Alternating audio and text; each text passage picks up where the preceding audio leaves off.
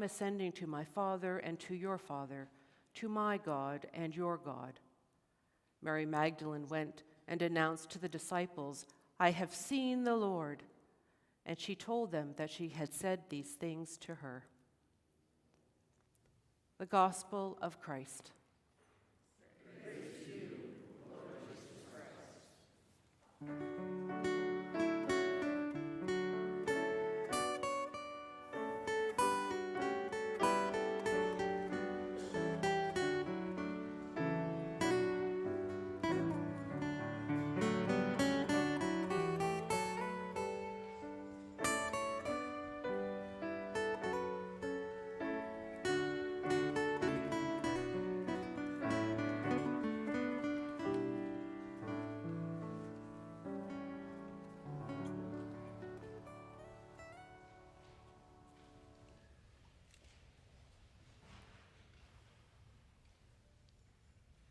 On this holy day, may the words of my mouth and the meditation of all of our hearts be open and receiving to the risen one.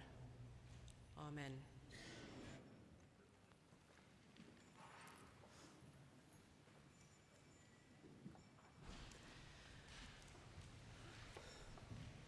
Alleluia, Christ is risen. Oh yeah, all right, good. Yay, we have a special thing for you to do in a minute, so that's a good sign. That's a good sign. It feels so good to say Alleluia, doesn't it? We haven't said it in so long. Alleluia, Christ is risen. But it's missing something. Do you know the word amen? Do you know that word amen? Can you say that with vigor? Amen. So we're going to say that one more time, and you're going to say amen. Alleluia, Christ is risen.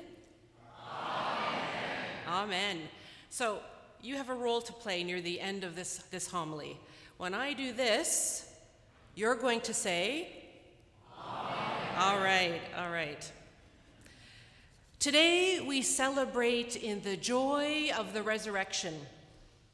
Jesus has conquered death and darkness. He is alive. Yet, amidst the joyous clanging and exulting voices, we may forget that Easter begins in sorrow. Mary Magdalene comes to the tomb to grieve Jesus' death and finds that the tomb is open. Now she runs to get the male leaders of the group, and they peek inside the tomb to see that it's empty, and they run home and hide. But Mary stays. She doesn't run away. In the midst of her deepening grief, she stays. Grief is a full-bodied experience. Tears, sobs, heaving chests, grasping for air. Perhaps one's body is crumpled on the ground or hugging one's legs. I can imagine Mary experiencing all of these. Perhaps you've had a grief experience. The loss of a loved one, the loss of health, the ending of a relationship, the loss of a job or career or housing, a sense that things are just too difficult. It took courage to do what Mary did next. She bent down and looked in the tomb. And she saw something very different than the men saw.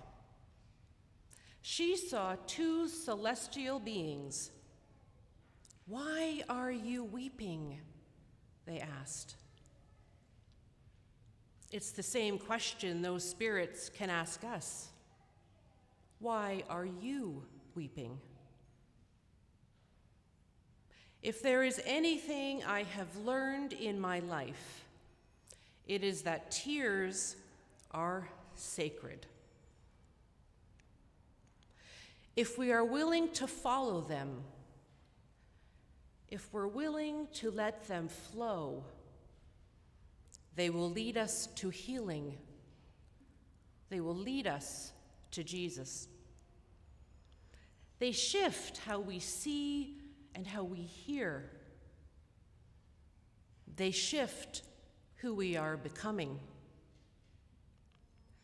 Mary had the courage to follow her tears into the tomb. She had the courage to begin the divine journey. And it is when she names what she needs that the healing and the wholeness begin. She hears that all divine voice calling to her, Mary.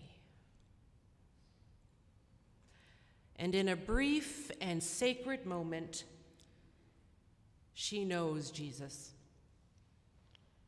And she can proclaim the good news, I have seen the Lord. I have seen the Lord.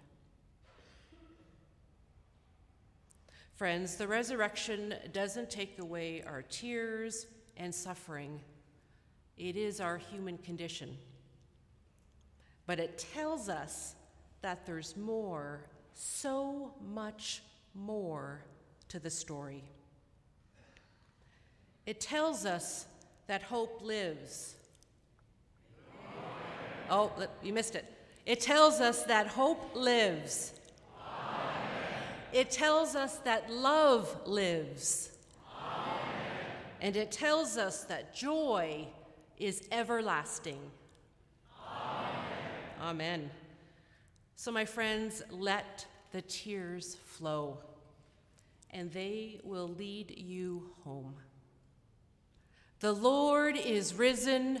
Alleluia. Amen. Amen.